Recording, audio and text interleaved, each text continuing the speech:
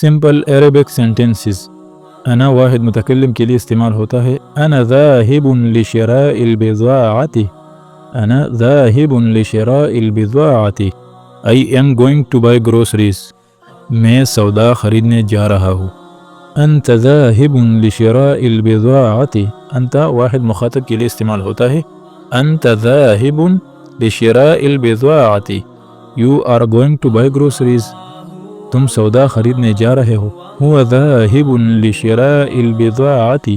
ہوا واحد غائب کے لیے استعمال ہوتا ہے هو ذاهب لشراء البضاعة. He is going to buy groceries. وہ سودا خریدنے جا رہا ہے. نحن ذاهبون لشراء البضاعة.